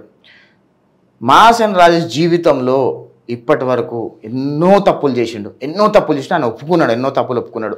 మొన్న కూడా ఏదో మీడియా ఛానల్లో ఒక ఐ థింక్ సాంబశివరావు గారు వంశీ గారు మా ఛానల్లో వంశీ గారు డైరెక్ట్ అడిగారు, మీరు ఇప్పుడు మళ్ళీ రేపు చంద్రబాబు నాయుడు గారితో భేదాభిప్రాయం వచ్చి మీరు మళ్ళీ చంద్రబాబు నాయుడు గారిని విమర్శించాలని గ్యారంటీ ఏంటంటే, నేను పవన్ కళ్యాణ్ గారిని విమర్శించిన గ్యారంటీ ఏంటంటే, నేను ఒకవేళ పవన్ కళ్యాణ్ గారిని విమర్శిస్తే నేను తప్పుడు మనిషిని అని అన్నాడు.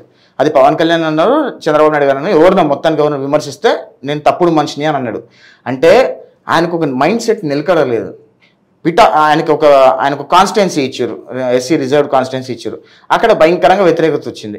చంద్రబాబు నాయుడు గారు పిలిచి చెప్పారు, పీ గన్నవరం ఇస్తే చంద్రబాబు నాయుడు గారు పిలిచి చెప్పారు, ఇది పరిస్థితి బాగాలేదు, బీజేపీ వాళ్ళు అడుగుతున్నారు, ఇచ్చేయండి, పార్టీ అధికారంలోకి వచ్చిన తర్వాత నేను మీకు న్యాయం చేస్తా అని చెప్పిండు కదా. అది ఆయన నోటి నుంచి చెప్పిండు కదా. అది బాబు గారు చెప్పారు, నేనే వద్దన్నా కానీ బాబు గారు చెప్పారు ఇచ్చామని చెప్పిన చెప్పిండు కదా. ఆయన ఇంతలో ఏం మారిందని చెప్పి పవన్ కళ్యాణ్ వ్యతిరేకత చేయడం, ఎందుకు పవన్ కళ్యాణ్ని ఓడించాలని అంటాం అంటే, నేను అంటుందంటే మైండ్ సెట్ సరిగ్గా లేదు.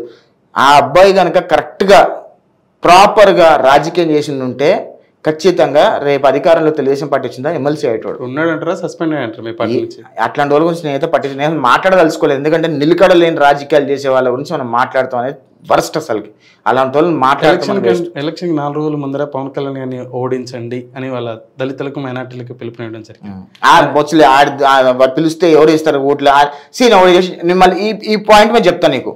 చాలా మంది దళిత సోదరులు, చాలా మంది వాళ్ళ సామాజిక వర్గం సోదరులు మహాసేన రాజేష్ని వ్యతిరేకించరు. ఏందన్నా నువ్వు ఇట్లా మాట్లాడుతున్నావు, ఏంది, చంద్రబాబు నాయుడు నీకు అంత చేసిండు కదా, ఎందుకు పవన్ కళ్యాణ్ కూటమిలో ఉంటే నువ్వు ఇట్లా మాట్లాడుతున్నావు, తప్పు కదా అని వాళ్ళ సొంత సామాజిక వర్గం వాళ్ళే మహాసేన రాజేష్ని ఆయన కామెంట్స్ చూడండి పిచ్చిగా ప్రశ్నించారు. ఈ మహాసేన రాజేష్ ఏంది పెద్ద వ్యవస్థ ఏం కాదు. వాళ్ళందరూ ఒక 20-30 మంది ఉన్నారు. వాళ్ళంతా ఆ 20-30 మంది కలిసి మహాసేన అని పెట్టుకున్నారు ఒకటి. ఆ మహాసేనని ఏంటంటే పద్దాక అంటే వాళ్ళ సామాజిక వర్గంలోకి పోయి కొంచెం ఎడ్యుకేట్ చేయడం మాత్రమే చేశారు. అదేం పెద్ద పొలిటికల్ పార్టీ కాదు. కాకపోతే ఏంటంటే చంద్రబాబు నాయుడు గారు ఆ అబ్బాయి కష్టపడ్డాడు, జగన్మోహన్ రెడ్డి చేసిన అరాచకాలని మాలానే ప్రజలందరూ వివరించే ప్రయత్నం చేశాడు, అబ్బాయి మీద కేసులు ఉన్నాయని చెప్పి చంద్రబాబు నాయుడు గారు లీనియంట్ తీసుకొని ఒక చంద్రబాబు నాయుడు లాంటి వ్యక్తి ఆయన కాల్ చేసి, అమ్మా నువ్వు ఫైట్ చేస్తున్నావు, నేను మీకు అండగా ఉంటానని. మా పార్టీలో కూడా లేడప్పుడు అయినా చంద్రబాబు నాయుడు గారు అండగా ఉంటాను అన్నారు. అంటే మానవత్వంతోనే కదా ఆయన సపోర్ట్ చేసింది. అలాంటి మహోన్నత వ్యక్తి ఆయన పిలిచి ఆయన పదవి ఇచ్చి నువ్వు చెయ్యి స్పోక్స్ పర్సన్ ఇచ్చి మళ్ళీ ఎస్సీకి ఆయన ఎస్సీకి దానికి హెడ్ చేసి ఆ కులానికో అది కార్పొరేషన్కో నేను చేశారు, ఏదో పదవి కూడా ఇచ్చారు, ఆయన పెద్ద పదవి ఇచ్చి అన్ని చేస్తే కూడా మళ్ళీ ఆ ఎమ్మెల్యే పదవి పీ గన్నవరం సీటు పోగానే రివర్స్ అయిపోవటం ఏంది నాకు అర్థం కాదు. ఆపర్చునిటీస్ అనేవి అందరికీ వస్తాయి. ఇంకా చిన్నపిల్లడే కదా ఆయన, ఈజ్ జస్ట్ 35-36 ఉంటాయేమో అనుకుంటున్నా నాకు తెలిసి. నాకంటే చిన్నోడే రాజేష్, 35-36 ఉంటాయేమో నాకు తెలిసి. నాకు 42 ఇప్పుడు. సో వస్తాయి ఆపర్చునిటీస్ అన్నీ అందరికీ వస్తాయి, రావనేం లేదు, అది నేను చెప్పేది. ఇక పోతాను 2019 నుంచి 2024 వరకు ఆంధ్రప్రదేశ్ పోలీస్ వ్యవస్థ మీద, అంటే ఆ పోలీస్ వ్యవస్థ కారణం చేత బాధింపబడిన వ్యక్తి, అంటే వారి కేసులు ఏ విధంగా ఉంటాయని చెప్పేసి అని బయట నుంచి పక్కన పెడదాం, వేరే వాళ్ళ వాయిస్ పక్కన పెడదాం, అసలు ఇక్కడ గంజాయి నువ్వు అమ్మడం ఏంటి అని చెప్పేసి అనేటువంటిది చాలామందికి ప్రశ్న. ఆ వ్యవస్థ గురించి మాట్లాడాలంటే మీరేం మాట్లాడతారు? ఎన్నికల తర్వాత ఈ 4 రోజులలో జరిగినటువంటి మనం మాట్లాడుకునే సమయానికి కూడా నిన్నటికి 12 మంది ఈసీ సస్పెన్షన్ ఇవ్వడం జరిగింది. ఈ ఉదాహరణ పైన మీరు పోలీస్ వ్యవస్థ పైన అలాగే బ్యూరోక్రాట్స్ ఇంకా ఐఏఎస్లు కానీ వీళ్ళు జగన్ రెడ్డి అధికారంలోకి వచ్చిన తర్వాత అసలు జగన్ రెడ్డి అధికారంలోకి రాగానే పోలీసులు అందరూ కూడా ట్రాన్స్ఫర్ అయిపోయారు. అంటే వాళ్ళకి అనుకూలంగా పనిచేసే వాళ్ళందరినీ తెచ్చిపెట్టుకున్నాడు. ఈ 2024 వచ్చేసరికి పోలీసులు అధికారులందరూ ఎట్లయిపోయారంటే జగన్ రెడ్డి తప్పు చేసిండు, జగన్ రెడ్డితో పాటు వీళ్ళు కూడా తప్పు చేశారు. సో జగన్ రెడ్డి ఏం చెప్తాడు, నాతో పాటు మీరు కూడా అందరు తప్పు చేశారు కాబట్టి నాతో పాటు మీరు కూడా జైలుకి పోతారు కాబట్టి మళ్ళీ మీరు నన్ను గెలిపించండి అని బ్యూరోక్రాట్స్ని అడిగాడు. బ్యూరోక్రాట్స్ అందరూ ఎవరు వింటారు? ఎస్పీలు, లేకపోతే ఐజీలు, డీజీలు, ఏడీజీలు, డిఎస్పీల స్థాయిలో మాత్రమే వాళ్ళకి మాట వింటారు. ఎక్కువ మంది కింద క్యాడర్లు ఉండే ఎస్ఐలు, సిఐలు, కానిస్టేబుల్ వీళ్ళే కదా ఎక్కువ ఉండేది, అడిషనల్ డీజీలు, అడిషనల్ ఎస్సీలు. ఆ క్యాడర్ వాళ్ళు ఎవరు వినరు మాటలు, ఎందుకంటే వీడి వల్ల వాళ్ళ జీవితాలు కూడా సర్వనాశనం అయిపోయాయని చెప్పి కింద క్యాడర్లు ఉన్న వాళ్ళు ఎవ్వరూ కూడా జగన్ రెడ్డికి సపోర్ట్ చేసేటోళ్ళు కాదు. ఇప్పుడు వీడి మీద కేసు పెట్టండి అని అంటే కూడా వాళ్ళు కూడా మనసు ఉంటుంది వాళ్ళకు, అది తప్పు చేయలేక ఎందుకు కేసు పెట్టాలి, వీడు తప్పు చేయలేక ఎందుకు కొట్టాలి. నా ఉదంతంలోనే నేను 7 పోలీస్ స్టేషన్లు తిరిగితే 7 పోలీస్ స్టేషన్లో ఉన్న పోలీస్ సోదరులు అందరూ కూడా నన్ను చాలా మంచిగా ట్రీట్ చేశారు. కొట్టారంటారు మిమ్మల్ని? ఒక్క చేయలే వాళ్ళందరూ తెలుసు. వాళ్ళు లిటరల్గా సార్ మీరు చెప్పేవన్నీ కూడా వాస్తవాలే, కానీ మాకు తప్పట్లేదు కేసు పెట్టడం, పైనుంచి మాకు ఒత్తిడి ఉంది, భయంకరంగా ఒత్తిడి ఉంది అన్నట్టు. ఇంకొకటి కూడా చెప్తాను నేను మీకు, నేను పోలీస్ స్టేషన్లోకి విచారణ కానీ పోతే ఆడ విచారణ చేసేటకి ఏమి ఉండదు. కాకపోతే ఏం చెప్తారంటే సార్ మీరు కూర్చోవాల్సిందే సార్, తప్పదు, నేను మిమ్మల్ని తొందరగా పంపించేసి పైన సజ్జల రామకృష్ణారెడ్డి గారు డీజీకి ఫోన్ చేస్తాడు, డీజీ వచ్చి మాకు ఫోన్ చేస్తాడు, వద్దు సార్ ఇది కూర్చోండి సార్ మీరు అంటారు. అంత భయంతో బతికిన ఏ పోలీస్ స్టేషన్లో మీ మీద చేసుకోలే, ఒక్క పోలీస్ స్టేషన్ చేయాలి. అందుకే చెప్తున్నా జగన్మోహన్ రెడ్డి నా బొచ్చు కూడా బీకలేదని చెప్పి ధైర్యంగా చెప్తున్నాను. అదే ఎంపీగా ఉన్నటువంటి రఘురామ కృష్ణరాజు గారు మీకే దెబ్బలు పడినాయి. మరి మీకు నన్ను ఎయిర్పోర్ట్లో లిఫ్ట్ చేసినప్పుడు చంద్రబాబు నాయుడు గారు, నారా లోకేష్ గారు ఎంత ఎఫర్ట్ పెట్టాలో అంత ఎఫర్ట్ పెట్టి నన్ను కాపాడుకున్నారు. ఓకే, దాని తర్వాత జరిగిన పరిణామాలు జాతీయ మీడియాలో, అంతర్జాతీయ మీడియాలో, స్టేట్ మీడియాలో వీళ్ళు చేస్తున్న అరాచకాలన్నీ కూడా మా ఎన్ఆర్ఐస్ అందరు ఎక్స్పోజ్ చేశారు. మొత్తం వరల్డ్కి తెలిసి ఎక్స్పోజ్ చేశారు. ప్లస్ ఎయిర్పోర్ట్లో నన్ను అరెస్ట్ చేసినప్పుడు నేను డైరెక్ట్గా చెప్పిన, నేను బట్టలు ఇప్పుతాను, నా మొన్న ఫోటోలు తీయండి మొత్తం అంతా, ఎందుకంటే వీళ్ళు తీసుకొని కొట్టినా కొడతారు, సో మీరు ఫోటోలు తీయని చెప్పి తీసిర్రు. ఫోటోలు నావి తీసి ఏం చేసిర్రు, ఆ గుంటూరు పోలీసులు ఎవరైతే వచ్చిర్రో వాళ్ళకి చెప్పారు అనమాట, ఇగో మా బాడీ మొత్తం ఫోటోలు తీయమన్నాడు, ఫోటోలు తీసినాం, ఒంటి మీద ఒక మరక లేదు, ఒక మార్కు లేదు, ఒక దెబ్బ లేదు, మీరు పోయి తీసుకొని కొట్టిరంటే కనుక మీరే బాధ్యులు అని చెప్పారు. అర్థమైపోయింది సీన్. వీళ్ళకి సజ్జలుగా చెప్పినట్టు, వీళ్ళందరూ పోయి చెప్పినట్టు, వీళ్ళు ఆల్రెడీ ఫోటోలు తీసుకున్న సెంట్రల్ గవర్నమెంట్ వాళ్ళు, ఎందుకంటే సిఆర్పిఎఫ్ సెంట్రల్ గవర్నమెంట్ కదా, రేపు ఏమన్నా అయితే వీళ్ళందరూ పోస్టింగ్లు కూడా ఉడతాయి కదా. సో ఎవరైనా వచ్చారో అందరు ఫోటోలు వీడియోలు కూడా తీసుకున్నాం కదా, తీసుకెళ్ళిన వాళ్ళు పోస్టింగ్లు ఉడతాయి, చెయ్యేసినోడు పోస్టింగ్లు ఉడతాయి, అటు DG in charge DG Kasireddy posting ఉడుతుంది. మేము ఎన్ఆర్ఐలము, మేము ఏది కూడా లీగల్గా వెళ్తాం బ్రదర్, ఇల్లీగల్గా పోము. ఎక్కడ ట్యాప్ చేయాలి, ఎక్కడ ఏది బటన్ వస్తే ఏది వెలుగుతుంది అనేది మాకు తెలుసు, క్లారిటీగా తెలుసు. చదువుకున్న వాళ్ళం కదా, కొద్దిగా తెలుసు, లీగల్ ఎంటిటీ గురించి మాకు తెలుసు. అందుకనే నేను అరెస్ట్ అయిన 2 గంటలకే మా ఎన్ఆర్ఐ సోదరులు అందరూ కలిసి ప్రపంచానికి చాటి చెప్పారు, ఒక దుర్మార్గుడు, ఒక రాజకీయ ఉగ్రవాది, ఒక రాక్షసుడు ఎన్ఆర్ఐ ఇండియాలో అడుగుపెట్టగానే లుకౌట్ నోటీస్ ఇచ్చి అరెస్ట్ చేసి చంపాలని ప్రయత్నం చేస్తున్నాడు అని చెప్పారు. ఏం చేసిండు, ఏం చేయలేకపోయాడు, పోలీస్ స్టేషన్ చుట్టూ తిప్పిండు. ఓకే తిప్పినాము, ఓకే అంత అమ్మకు హెల్త్ బాగాలేదని చెప్పేసి చూడడానికి వచ్చింది. అవును, లేదా యాక్చువల్గా ఇంకో రీజన్ ఏదో ఉందని చెప్పేసి అని వచ్చారని చెప్పేసి. ఏం రీజన్? మీ ప్రత్యర్థులు చేసే విమర్శ మరో విధంగా ఉంటుంది. చెప్పండి, ఓపెన్ చెప్పండి, రీజన్ ఏంటో చెప్పండి ఓపెన్ గా. పైసలు తీసుకెళ్ళడానికి వచ్చారని చెప్పేసి. ఇక్కడ నుంచా నేను పైసలు తీసుకెళ్తే ఎయిర్పోర్ట్లో తీసుకెళ్ళిస్తారా పైసలు? ఈ వైసీపీ వాళ్ళు చేసే ఎట్లుంటాయంటే ఏదో మీరు సింపతి గెయిన్ చేయాలని చెప్పేసి అమ్మ సెంటిమెంట్ ని బయటికి తీసుకొచ్చాడు యాష్ అని. మమ్మీ హాస్పిటల్లో ఉండే కదా, రోజు తెలుసు కదా, ఇల్లు పోలీసు అందరూ పోయి చూసి వచ్చారు కదా. వైసీపీ వాళ్ళకి ఏంటంటే ఏ విమర్శ ఎట్లా చేయాలో కూడా తెలియదు వాళ్ళకి, అంత బఫూన్ వాళ్ళు. ఒక విమర్శ చేస్తే దొరికిపోతామని కూడా తెలియదు వాళ్ళకి, అట్లాంటి విమర్శలు చేస్తూ ఉంటారు వీళ్ళు. ఇప్పుడు ఎవరు మానిటర్ చేశారు, చంద్రబాబు నాయుడు గారా లోకేష్ గారు? చంద్రబాబు నాయుడు గారు, లోకేష్ గారు ఇద్దరు మానిటర్ చేశారు. మీకు బ్యాక్ ఎండ్ ఎవరు అని చెప్పేసి అంటే ఎక్కువగా మిమ్మల్ని పుష్ చేసేది, సపోర్ట్ చేసేది ఎవరు లేదు. మేము పార్టీ కోసం పనిచేసినాం, ఎవరెంత పనిచేసినారో బాబు గారికి, లోకేష్ గారికి తెలుసు. వాళ్ళు ఎంత సపోర్ట్ చేసుకోవాలో కార్యకర్తలు వాళ్ళు చేసుకున్నారు. కార్యకర్తల్ని గత 5 సంవత్సరాలుగా కంటికి రెప్పగా కాపాడుకున్నారు చంద్రబాబు నాయుడు గారు, దానిలో డౌటే లేదు. చివరిగా చంద్రబాబు నాయుడు గారు అరెస్ట్ అయినప్పుడు అంటే అవుట్ రైట్గా అంటే నేను ఏ షరతులు లేకపోకుండా తెలుగుదేశం పార్టీకి మద్దతు ఇచ్చాను, ఇద్దరు అలయన్స్లే అని చెప్పేసి పవన్ కళ్యాణ్ గారు వ్యాఖ్యానించడం జరిగింది. తర్వాత ఎటువంటి ఇష్యూస్ లేకోకుండా నిన్న ఎలక్షన్స్ వరకు 2 పార్టీలు కూడా ముందుకెళ్ళింది, చాలా చిన్న మైనర్ జరిగినప్పటికీ. ఆ ఉదాంతాన్ని ఎలా చూస్తారు? పవన్ కళ్యాణ్ ఆ ప్రకటనని నిన్నటి ఎన్నిక వరకు 6 తెలుగుదేశానికి సహకరించిన విధానం, అలయన్స్ ఉండడానికి వారి తోడ్పాటు ఏదైతే ఉన్నదో. పవన్ కళ్యాణ్ గారిని 2019లో అమెరికాలో కలిసాను.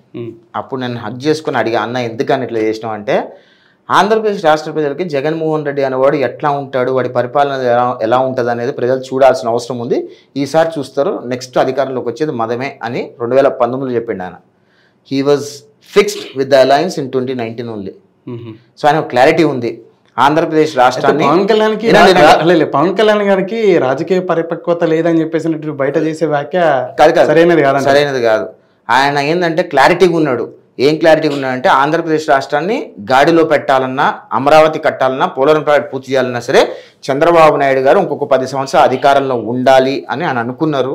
అనుకున్న విధంగానే ఆయన ఈరోజు పొత్తులోకి వచ్చారు. రేపు నెక్స్ట్ ఎలక్షన్కి వెళ్ళేటప్పుడు కూడా మళ్ళీ పొత్తులోనే ఉంటాము. పవన్ కళ్యాణ్ గారు మాతోనే ఉంటారు.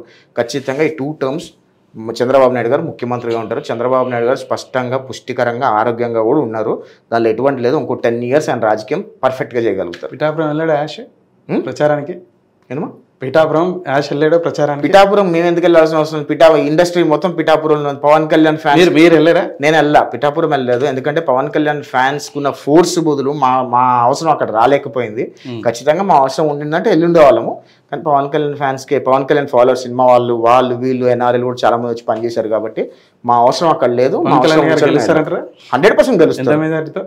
నాకు తెలిసి ఒక 60,000-70,000 మెజారిటీ గెలుస్తారు అనుకుంటున్నాను. రేపు మీ కూటమి అధికారంలో కోసం చాలా గంట పదవి చెప్తాను. వారికి ఏ పదవి ఉండవచ్చు అని చెప్పేసి నాకు తెలియదు. నేను పెద్దగా దాని గురించి పెద్దగా ఆలోచించను. అది నా సబ్జెక్ట్ కూడా కాదు. సరే, మీ సబ్జెక్ట్ కాదు. బేసిక్గా ఈ సమాజం మీద మీరు ఆంధ్రప్రదేశ్ చంద్రబాబు నాయుడు గారు ఎంత పవర్ఫుల్గా ఉంటారో పవన్ కళ్యాణ్ గారు కూడా అంతే పవర్ఫుల్గా ఉంటారు. అది చెప్పగలుగుతా. ఓమా రెవెన్యూ లేకపోతే నాకు తెలియదు. అది చంద్రబాబు నాయుడు గారు ఎంత పవర్ఫుల్గా ఉంటారో పవన్ కళ్యాణ్ గారు కూడా అంతే పవర్ఫుల్గా ఉంటారని నేను అనుకుంటున్నాను. రేపు అధికారంలో వచ్చిన తర్వాత గత 5 సంవత్సరాలలో తెలుగుదేశం పార్టీ కోసం పనిచేసినట్టు మీరు కానీ లేకపోతే కార్యకర్తలు కానీ నాయకులు వీళ్ళని రక్షించుకోవడానికి ఎటువంటి చర్యలు చేపడితే లోకేష్ గారు కానీ లేకపోతే పార్టీ కానీ అని ఏం అడగాల్సిన అవసరం లేదని అనుకుంటాను నేను. ఖచ్చితంగా లోకేష్ గారు, చంద్రబాబు వారి మైండ్లో ఏముందన్నదని పక్కన పెడితే మీరు బేసిక్గా సఫరర్స్ ఉన్నారు కదా, భవిష్యత్తులో మేము వీటిని ఎదుర్కోగలగాలంటే మాకు ఇటువంటి తోడ్పాటు ఉండాలి అని చెప్పేసి. అంటే ఏం లేదు, మొన్న పెట్టిన దొంగ కేసులు అన్నీ కూడా మేము ఖచ్చితంగా న్యాయ పోరాటం చేస్తున్నాము. న్యాయస్థానాల్లో తప్పకుండా తలుపు తడతాము, న్యాయస్థానాలకు నిరూపిస్తాము. ఈ పోలీస్ కేసులన్నీ కూడా దొంగ కేసులు, ఒత్తిడి మీద పెట్టబడిన కేసులు అనేది మేము నిరూపించగలుగుతాం. ఎందుకంటే మేము చేసింది ఏం లేదు. అక్కడ మేమేమి జగన్మోహన్ రెడ్డి 43,000 కోట్ల రూపాయల దొబ్బే లేదు, లేదా జగన్మోహన్ రెడ్డి లేక ఐలాండ్లు కొనుక్కోలేదు, లేదా జగన్మోహన్ రెడ్డి ఎర్రచందనము, ఇసుక మైన్లు, సీ పోర్ట్లు, డ్రగ్స్ ఇవన్నీ ఏం చేయలేదు. మేము చేసిందల్లా ఏంది, జగన్మోహన్ రెడ్డి చేసిన అరాచకాలను ప్రజలు చూపించే ప్రయత్నం చేసినాం. దానిలో భాగంగానే కేసు మీద పెట్టబడిన 13 కేసులు ఓన్లీ జగన్మోహన్ రెడ్డి గారిని, వారి విధానాల్ని, వారి నాయకుల విధానాన్ని విమర్శించినందుకు మాత్రమే. అంతే, అన్నవే. జగన్మోహన్ రెడ్డి ఇట్లా తిట్టినావు, జగన్మోహన్ రెడ్డి ఇట్లా తిట్టినావు, జగన్మోహన్ రెడ్డి అట్లా అన్నావు, ఇట్లాంటి కేసులు పెట్టిరు నా మీద. ఎంత పని. అందుకే అంట జగన్మోహన్ రెడ్డి అన్నాడు పెద్ద పనికి మాలినోడు అని నేను అంట. నా దృష్టిలో is not even worth of a single MLC కూడా. అసలుకి ముఖ్యమంత్రి అనేవాడు ఎంత హుందాగా ఉండాలి. ఇంత చిల్లరగా ప్రశ్నించడం చంపేయటమైంది, ప్రశ్నించడం కేసులు పెట్టమైంది. నేను ఒక విషయం చెప్తా సోదరా, ఓపెన్గా చెప్తున్నా. చంద్రబాబు నాయుడు గారు ముఖ్యమంత్రి అయిన ఒక గంట సేపు మీరు ఏది చేస్తారు చేయండి అంటే తెలుగుదేశం పార్టీ కార్యకర్తలు అందరూ కలిసి తాడేపల్లి కొంపలో జొర్లి జగన్మోహన్ రెడ్డి గుడ్డలు కూడా తీసుకొచ్చి రోడ్డు మీద కూర్చోబెడతారు.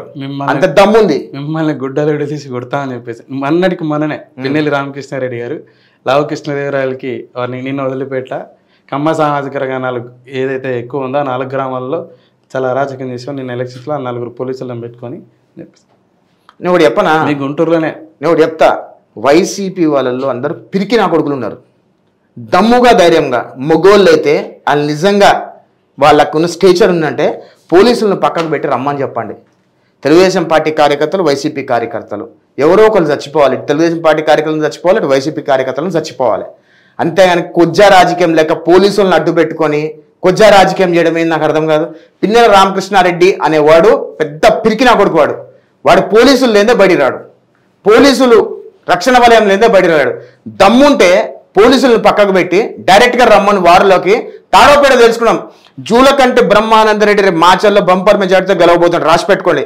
జూలకంటి బ్రహ్మానందరెడ్డి మాచర్లో గెలిచిన మరోక్షణం పిన్నెల రామకృష్ణారెడ్డి మాచర్లో వదిలేసి పారిపోతాడు. డైరెక్ట్ స్టేట్మెంట్ చేస్తున్నా, ఇది జరుగుతుంది.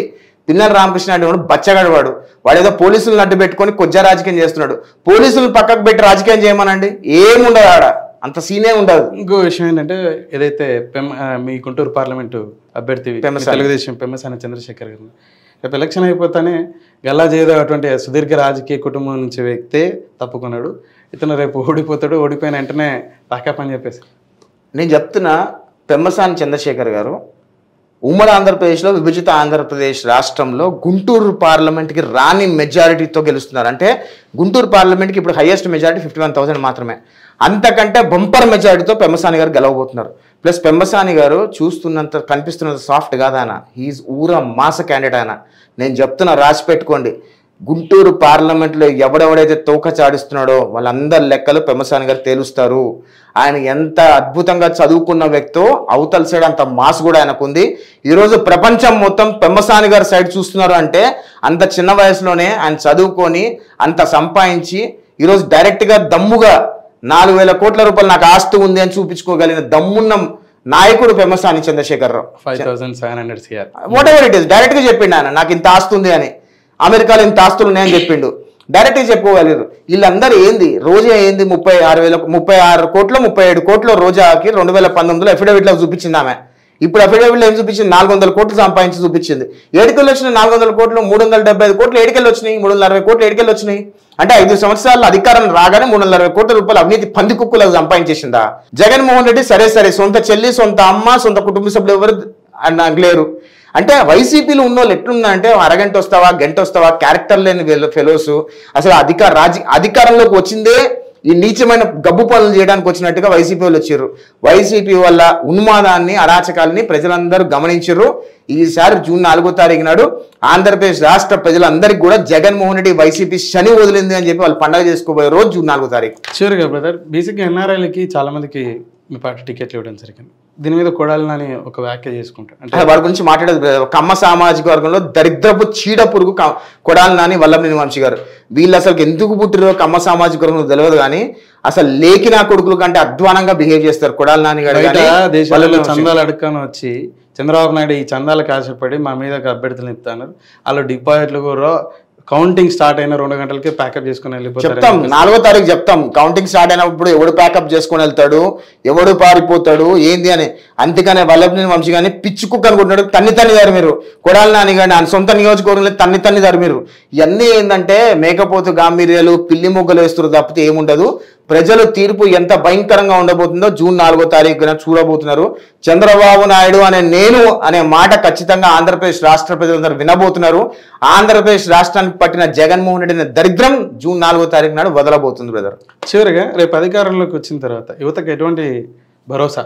ఇప్పటికైతే బేసిక్గా 14లో ఆ భరోసాతోనే వారిని గెలిపించడం జరిగింది. ఈ 5 సంవత్సరాలు ఏదైతే పీరియడ్ ఉందో జగన్మోహన్ రెడ్డి గారు సచివాలయం వాలంటరీ వ్యవస్థ మీద నమ్మకం లేక మీరే అన్నారు ఇందాక, ఇటు హైదరాబాద్ కానీ లేకపోతే బెంగళూరు, చెన్నై పరిసర ఏదైతే ప్రాంతాలకు సంబంధించిన సిటీస్ ఉన్నాయో వాటి నుంచి వచ్చి పెద్ద ఎత్తున ఓటేశారు తెలుగుదేశంకి, అలయన్స్కి అని చెప్పేసి.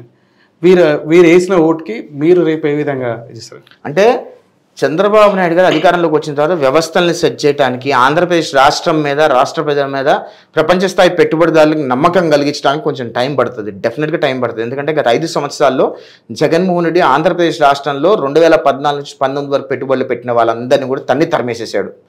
ఆ భయము ప్రపంచ స్థాయి పెట్టుబడిదారుల్లో ఉంది. ప్రపంచ స్థాయి పెట్టుబడిదారులందరూ ఏమనుకుంటారంటే ఆంధ్రప్రదేశ్ రాష్ట్ర ప్రజలు ఒక రాజకీయ ఉగ్రవాదికి ఎట్లా ఓటేశారు, ఇది పరిపాలన చేతగాని జగన్మోహన్ రెడ్డికి ఎట్లా ఓటేశారు, ఎట్లా మోసపోయారు అని చెప్పి ప్రపంచ స్థాయి పెట్టుబడిదారులు ఆ క్వశ్చన్ మార్క్ ఉంది.